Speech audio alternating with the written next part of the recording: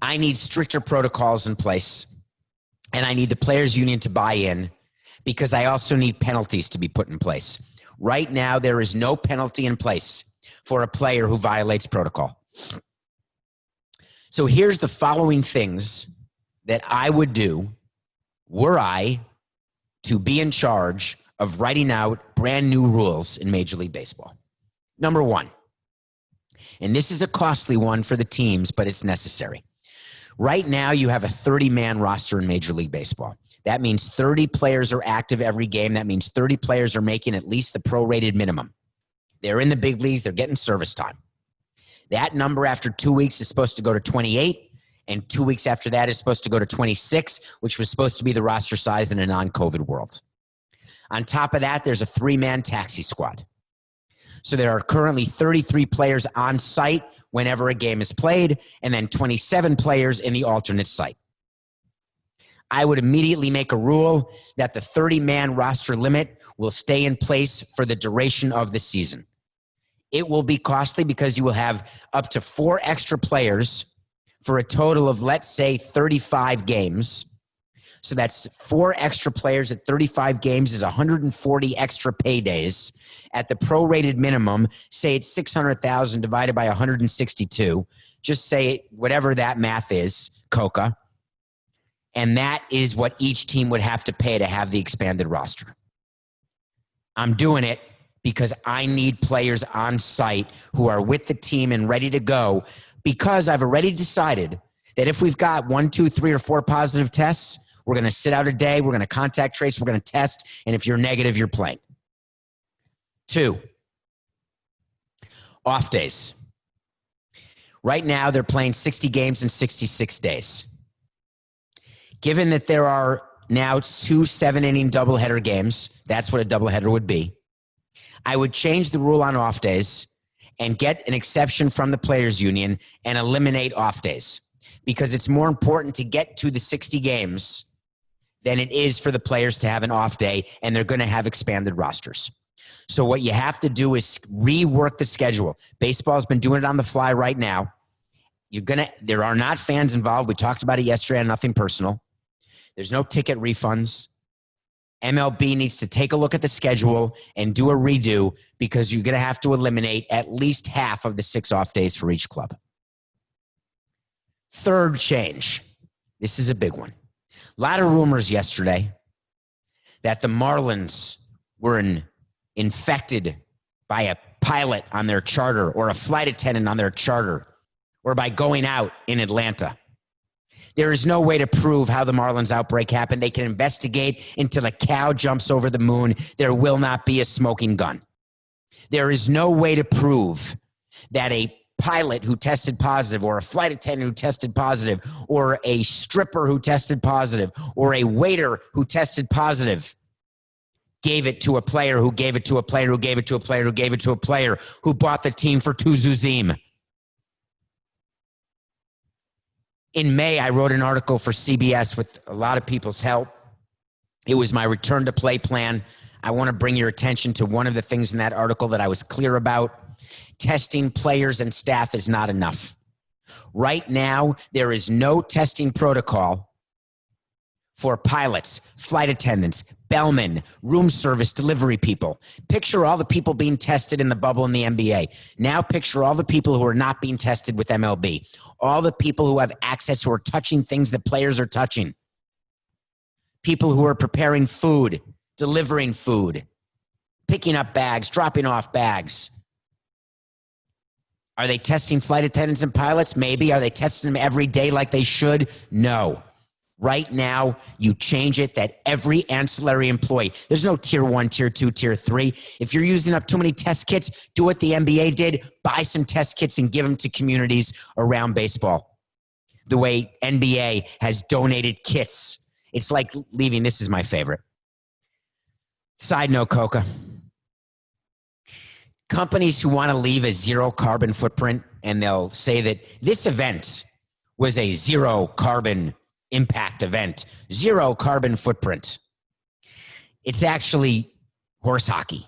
What it means is that they are paying money to plant a bunch of trees somewhere or to do something that cleans up someplace else. There is no such thing as a team or an entity having zero carbon footprint. Even the new stadium in Seattle called, oh God, Amazon bought the naming rights. Coca, save me.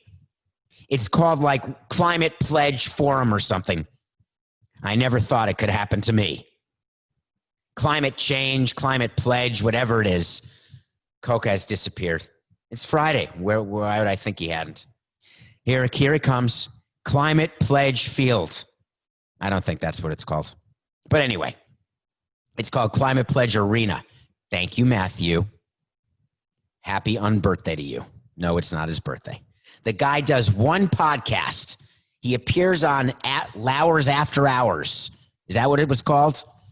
You should download it. It's a great podcast. It's fans of the Le Batard Show with Stu Gotts. They have their own podcast. I was on it once. Coco was on it. I don't know when they're going to release it, but he had a great time, as I told him he would, because the people there are great. They're huge fans of Le Batard. They're fans of Nothing Personal, and now they know that Coca is a real boy. I don't know why I'm talking about it, except that Coca may be still flying high from that hour-long podcast. So we're testing everybody. Bubble or no bubble. No more tiers. Test everyone. I was telling you about the carbon footprint. That's where the plane was going, Coca. Carbon footprint. So what you do when you say it's a zero carbon footprint, you just buy stuff. You give money to people so they can do good in the world. So what the NBA is doing, because they're using so many tests, is they decided, hey, we're going to take care of people in Orlando so no one can say that we're taking kits out of the people in Orlando so that we are not hurting anyone publicly with public health. Great idea. Whatever, right? So the MLB, not the MLB could do the same thing in all 30 cities. Buy some kits and test everybody. Number 4. I said it once, I'll say it again. Road hotels. Every team should stay in the same hotel because then you can control one hotel in every city. You can control how it's cleansed. You can control how they test the housekeepers, the chefs, the front desk people, the people who do the baggage, luggage handlers. If you don't like staying at a Westin, you'd rather stay at a Ritz. You don't want to stay at a Marriott. You'd rather stay at a Four Seasons. I don't want to hear it. Every city needs to designate one road hotel which agrees to host every team who comes to that city and agrees to follow MLB protocols. Listen, if you don't want to travel and you want to get into a bubble, keep doing what you're doing, MLB. If you want to get smart, read a damn article and make some changes, listen to a pod, maybe even subscribe, maybe even vote for Podcast of the Year. Set the road hotels. The traveling secretaries will get through it. So will the players. So will the owners. Next, travel days. When a team has to travel, and we already know traveling is a problem, but we are testing everyone the day before they travel, and we don't get on the plane until the latest tests come back for everyone in the traveling party. If you're positive, you don't get on the bus. You don't get on the plane. If you're negative, you get on the plane. No cards on the plane.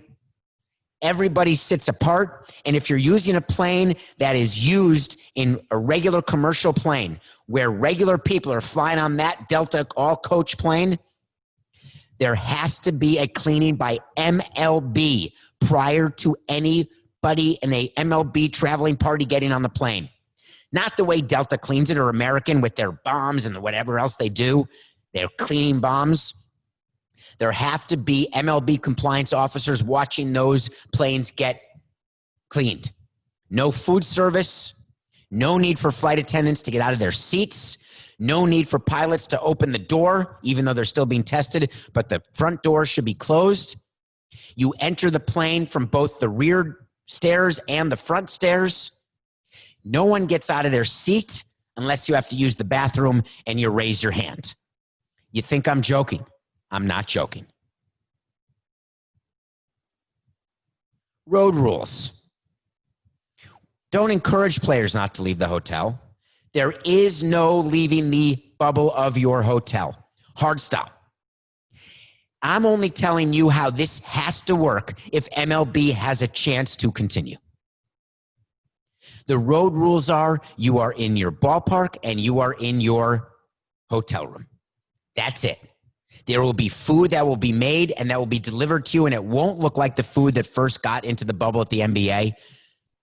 This will be gourmet food to go. I have seen chefs do it in clubhouses. Marcello, the Marlins chef, could make a 5-star meal to go.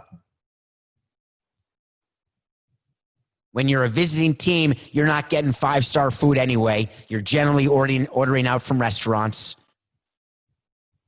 You package it, you give it to the player, and it is waiting for them in their room. Like where the Wild Things are with Max and his mother. When Max got into his room after a hard day having a rumpus, his dinner was there and it was still hot. We can do that at the road hotels. Home rules. It's very simple. You are in your home and you go to the ballpark. That's it. Home is like the road. Road is like home. You don't like these rules? I get it. It's not great. I get it. But either you want to play baseball or you don't. Because right now, the 3-ring circus that is MLB, it's not headed to a good place. Next, how about a modicum of goddamn consistency? A modicum. The Marlins test positive 4 people, you play the next day. Then the Phillies are shut down, but they're working out. Then the Phillies have a positive test, they're not working out. Then the Cardinals have a positive test, they miss a game, but then they're playing Saturday. What am I missing? Hold on, let me do the math. I must be missing something. So the Marlins test 4 people positive, but they play, but that wasn't going to work. So then they adjusted, and now the Phillies had played on the field with the Marlins, but had no positives, but they were not going to play games so they don't infect another team, but they could be together and work out. Okay. But then the Phillies get a positive test, not with the player, but with the coach, who players had been around and a home clubhouse attendant. So then you can't work out anymore. Then you have a team who is on the road who actually has only 2 players who test positive. They can't work out, and they miss only 1 game. Okay. All right, here's where it is. Here's what we're going to do. Set a rule and make it a rule. Between 0 and 4 positives, you may do the following, A, B, C, D. A, everybody stop right where you are. Everyone gets tested. Everyone doesn't move from a quarantine. They're immediately quarantined until that test comes back, hopefully within 12 to 24 hours. Everyone who tests negative, if there's only been 4 positives, the show goes on. If there are between 4 and 11 positives on your team, you stop where you are, you test, but it's not good enough to have 1 day of all negatives. There have to be 3 straight days of negative tests before your team can continue. 11 or more positives, stop where you are. There need to be negative tests for 8 or more days before you can continue. If you don't like those numbers, find other numbers, but make it consistent so everyone understands what's happening.